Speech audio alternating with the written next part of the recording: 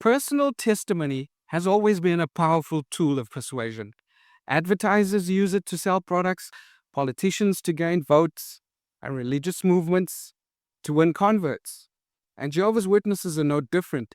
The stories in the September 2025 JW broadcasting video highlights individuals facing overwhelming challenges, disaster, grief, isolation, who then credit their survival and emotional resilience to their faith community. On one level, this is perfectly understandable. Human beings find strength in community. Shared beliefs, rituals, and mutual aid can transform lives. And to acknowledge this is not to dismiss the authenticity of what these individuals feel. It is to recognize that religion, at its best, can indeed provide hope. Yet what sets the witnesses apart is how these emotions are carefully packaged to reinforce organizational loyalty. The unspoken message is not simply faith helps. It is faith in Jehovah's Witnesses is the only true refuge. And that exclusivity transforms the testimony from a universal human story into a recruitment pitch.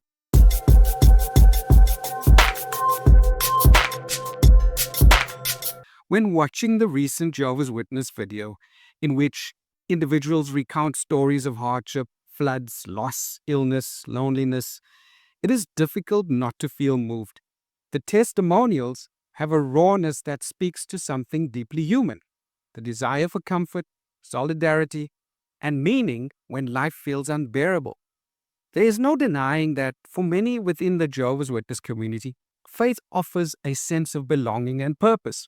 Yet, beneath that surface of these touching narratives lies a complex and troubling reality. The organization skillfully packages these experiences into a narrative of exclusive truth, suggesting that only Jehovah's people provide genuine love and support. The clip begins with a flood, a man wading chest deep through murky waters, his phone battery dead, his life seemingly at risk, recalls that his salvation lay not in civic rescue efforts, not in neighbors or emergency services, but in the arms of fellow Jehovah's Witnesses. When I look at this picture of Aristarchus holding on to Paul, sticking close to him through a challenging time, it makes me think about how brothers and sisters really helped me out through a difficult situation. The whole area was flooded, including the house in which I was living at that time. I was wading through waters which at the deepest point came up to about chest height. The battery on my phone was completely flat, which meant I couldn't contact anybody.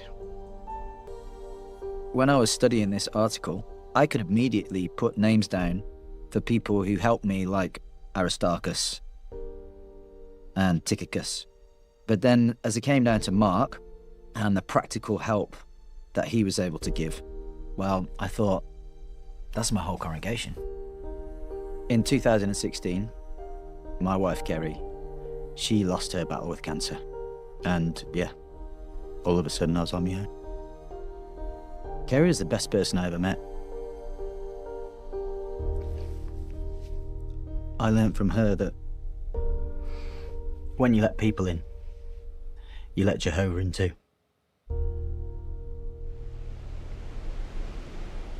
I was wading through the water and I was just thinking, if I can just make it to the home of this brother and sister, everything will be all right. And sure enough, when I arrived at their home, I was welcomed inside, an opportunity to get clean, get warm, and enjoy a nice meal.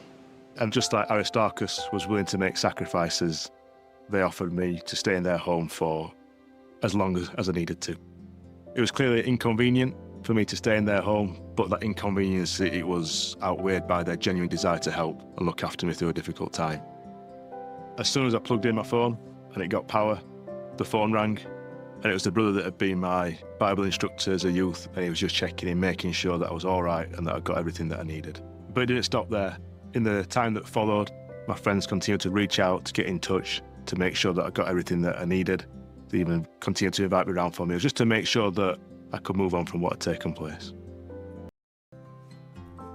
When you're faced with something like that, normal things become like epic endeavours. Things that you might have looked forward to suddenly take on a level of anxiety. Some friends of mine, they were like, okay, get into the meetings. That's not even a thing now. You can just come with us. then I'm going to the meeting with 2 people rather than going on my own. That was super helpful. 2 sisters took it upon themselves to iron my shirts.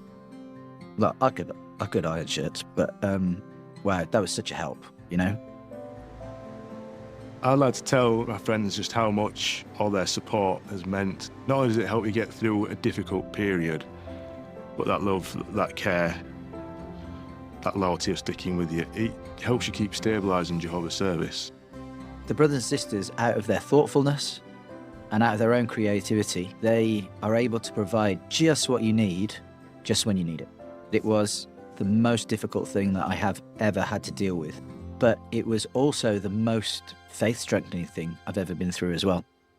He recounts trudging toward a congregation member's home, drenched and desperate, reassured only by the thought that once he arrived, all would be well. And indeed, when he crossed the threshold, he was greeted with food, warmth, and the kind of comfort that, in Watchtower parlance, doubles as divine proof the organization is the ark. For the outsider, this might appear inspiring. For the insider, it may feel validating. But for the former member, the ex-witness, or the critical observer, the picture is incomplete. This is not just about people surviving adversity. It is also about how adversity is framed, manipulated, and instrumentalized to bind people more tightly to an organization with a long history of exclusion, control, and hypocrisy. In the next clip, a witness woman recounts an emotionally devastating season of her life. Within months, she's witnessed her father suffer a massive stroke, endured her brother's departure from the witnesses, and then lost her father altogether. And what follows is a raw picture of grief, sleepless nights, disbelief in the face of death, and the desperate need for reassurance that she was not going crazy. The Watchtower highlighted Tychicus as a trustworthy friend, and my friends have been very trustworthy, and without them, I wouldn't have been able to cope. My dad suddenly had a massive stroke, but then my brother, he left Jehovah, and then just a few months later my dad died. A good close friend of mine, she invited me for hot chocolate, and then she just asking how I was getting on. I said I was really struggling to sleep, and she very kindly showed me her journal.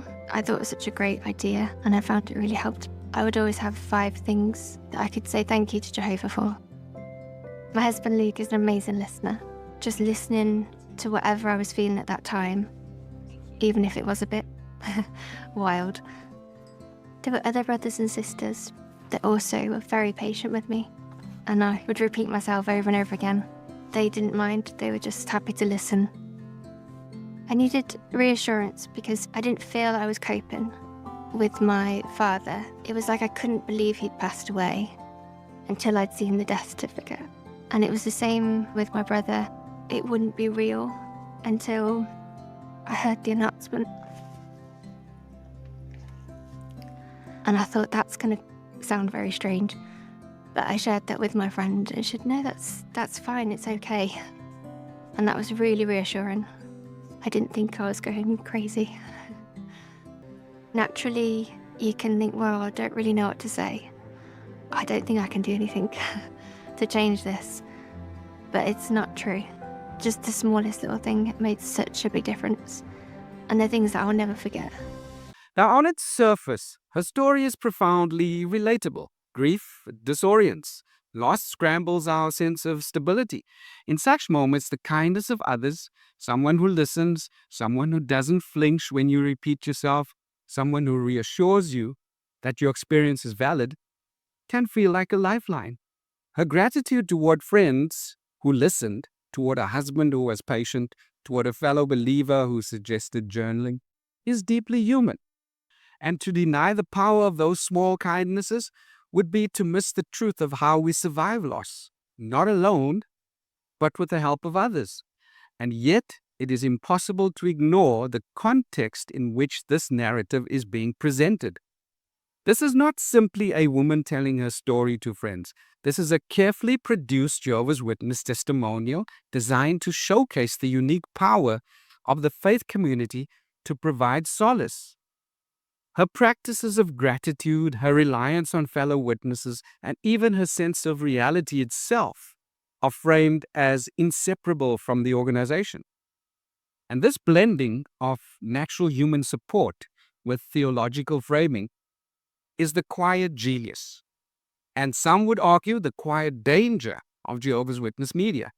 Who could possibly argue with thankfulness? Who could disparage the healing power of friendship? And yet the narrative subtly steers the listener toward a singular conclusion: that true comfort, the kind that rescues people from despair, exists only within the boundaries of Jehovah's Witnesses community. There is a delicate irony here. The woman herself credits journaling, listening, and validating as her anchors. These are not uniquely religious tools. They are psychological and social supports anyone might find in secular grief counseling, mutual aid groups, or simply through healthy friendships. But in witness storytelling, these universally accessible practices are recast as proof of the organization's special spiritual environment. This is where the story becomes entangled in institutional interests. By highlighting only the role of witness friends and habits of gratitude to Jehovah, the video creates a closed loop of interpretation. If you suffer, only within this organization will you find real support. If you heal, it is because of Jehovah's Witnesses. The testimony does not leave space for healing that occurs outside its bounds. It is also worth noting what is absent. There is no acknowledgement that for many grieving witnesses, the rigid rules around mourning can be suffocating. Funerals are replaced with doctrinal sermons. Counseling outside the congregation is often stigmatized, and those who seek solace from non-witness family or professionals can feel conflicted, even guilty. The organization's strict shunning policy means that support is withheld from former members at precisely the moment they may need it most. And yet, to paint this woman's testimony as wholly manipulative would be unfair. Her gratitude is real, her pain is real. A story captures what anyone who has grieved knows, that kindness, patience, and listening can feel like salvation. It would be cynical to deny the sincerity of her appreciation. The problem lies not with her, but with the system that packages her vulnerability into a promotional narrative. In showcasing her grief through the lens of loyalty, Jehovah's Witness media risks reducing human suffering into a tool for organizational reinforcement. And instead of letting grief be what it is, messy, unpredictable, sometimes best supported by multiple sources, the testimonial redirects the viewer back to one conclusion: this organization is your only true refuge. And what at first appears to be a moving meditation on friendship and resilience quickly reveals itself as something darker, a sales pitch disguised as solidarity. To the untrained eye, this video is about love, but to those familiar with the history and internal culture of the witnesses, it is about control. Religious organizations have long used personal tragedy to reinforce collective identity, but the Watchtower Bible and Tract Society has refined it into an art form. In this video, grief is not just recounted, it is curated. Cancer, stroke, bereavement, and floodwaters become narrative props, carefully arranged to demonstrate that loyalty to the congregation is synonymous with survival itself. Psychologists call this trauma bonding, when moments of extreme vulnerability are coupled with reinforcement from a controlling group, deepening emotional dependence. The witnesses in the videos recalls, number one, his wife Carrie's death from cancer. The other speaks of her father's sudden stroke and her brother's departure from the witnesses. These are not incidental details. They are essential ingredients in the Watchtower's recipe. Suffering is the setup, the congregation is the punchline. The manipulative structure is almost formulaic. Introduce calamity, illness, loss, disaster, show the inadequacy of worldly support, the dead phone battery, isolation, helplessness. Reveal salvation through the friends, meals, hot chocolate, iron shirts, companionship. And then credit Jehovah via the organization. When you let people in, you let Jehovah in too. The message is not subtle. Outside the congregation lies the despair. Within it lies survival. The video abounds with small acts of kindness. Meals shared, shirts ironed, shoulders offered for tears. On the surface, these are commendable human gestures, but within the Watchtower's doctrinal context, they are weaponized. The organization frames these everyday kindnesses as proof that Jehovah's Witnesses uniquely embody love, loyalty, and community. Yet, this is the same organization that enforces strict shunning policies, commanding families to sever ties with children, parents, and siblings who choose to leave or who are expelled for dissent. A daughter who loses her faith will find herself treated as though she were dead. A father who questions doctrine will discover that meals and companionship are swiftly replaced with silence and exile. The hypocrisy is staggering. Iron a shirt for a grieving brother, but never answer the phone if your own child has been disfellowshipped. Invite a widower to share a hot chocolate, but cross the street to avoid your former best friend who no longer attends meetings. Behind the smiles of support lies the looming threat of abandonment should the recipient of that support ever dare to think differently. And this selective compassion undermines the very acts of kindness the video celebrates. Love is not love when it is conditional. Loyalty is not loyalty when it is demanded under the threat of excommunication. The Watchtower has perfected a transactional version of care. Support is given generously, but only as long as you remain inside. To fully grasp the cynicism of videos like this, one must understand the organization's historical treatment of its members. Consider the policy of disfellowshipping. Since the 1950s, Jehovah's Witnesses have enforced total social ostracism of those who leave or are expelled. Parents stop speaking to children. Friends pretend not to recognize one another in public. At funerals, grieving families sit apart from their shunned loved ones, instructed by elders that even a whispered greeting could displease God. The result is psychological carnage, depression, fractured families, and suicides. Or consider the Watchtower's opposition to higher education, until recently discouraged as spiritually dangerous. Generations of Witnesses' youth were pressured to forego university, condemning many to low-paying jobs and financial instability. Yet now, in a sudden doctrinal adjustment, higher education has become a matter of conscience.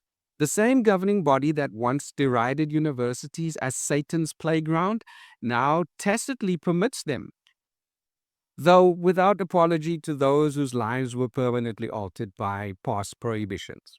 Then there's the blood doctrine, which has cost thousands of lives. For decades, witnesses were taught that accepting blood transfusions was tantamount to apostasy. Parents watched children die from treatable conditions. Now, through a labyrinth of nuanced fractions and medical loopholes, the Watchtower permits procedures once forbidden. Again, no apology, only the quiet rewriting of rules while the graves of the faithful remain. Against this backdrop, the tearful testimonies of communal love in the videos take on a sinister hue. They are not evidence of divine compassion, but of human resilience co-opted by an authoritarian system. Sociologists of religion often note that high-control groups thrive by monopolizing social capital. The Watchtower does not merely encourage friendships, it insists that true friendship is possible only within the congregation.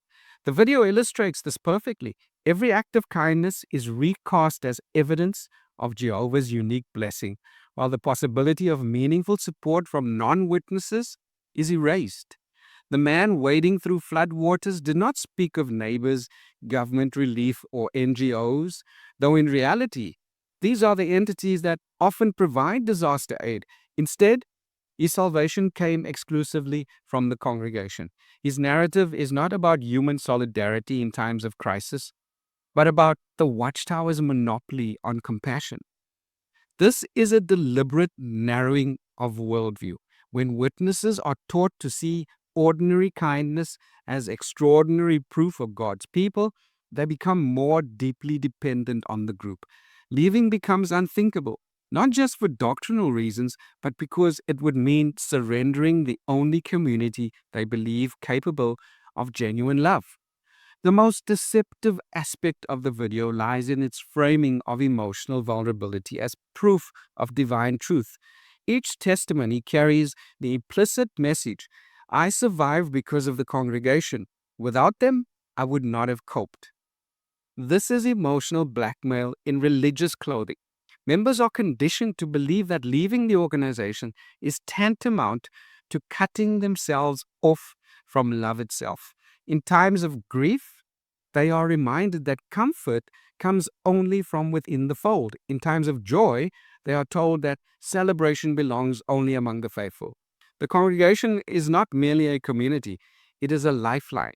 And lifelines, once clutched in desperation, are not easily released. Yet the reality is that such support is not unique to Jehovah's Witnesses. Humans everywhere show kindness in times of crisis. Neighbors deliver meals. Co-workers listen. Strangers volunteer in shelters. And by presenting ordinary compassion as evidence of divine endorsement, the Watchtower deceives its members into believing that their suffering can only be healed by submission to the organization. At first glance, the video is touching, a portrait of people helping one another through floods, bereavement, and despair. But don't be fooled. This is an advertisement for obedience. The hypocrisy is glaring. The same organization that proudly parades its acts of kindness is the one that rips families apart through shunning, forbids life-saving medical care, and shifts doctrines without apology. It offers meals and hot chocolate today, but promises abandonment tomorrow if loyalty wavers. Its love is not unconditional. It is contingent, transactional, and weaponized. In the end, the video is not about human resilience, but about institutional manipulation. It tells us less about the beauty of friendship than about the Watchtower's ongoing campaign to equate survival with submission. And for those who know its history, the message is unmistakable. This is not faith. It is coercion dressed in the language of love. For outside observers, the takeaway should be twofold. First, we can admire the simple acts of kindness that carried these people through tragedy. They remind us that in moments of despair, small gestures matter enormously. Second, we can remain alert to how institutions, religious or otherwise, co-opt those gestures to reinforce their own authority. Human empathy should never be monopolized. In the end, grief is universal, support is vital, and no organization should claim ownership of either.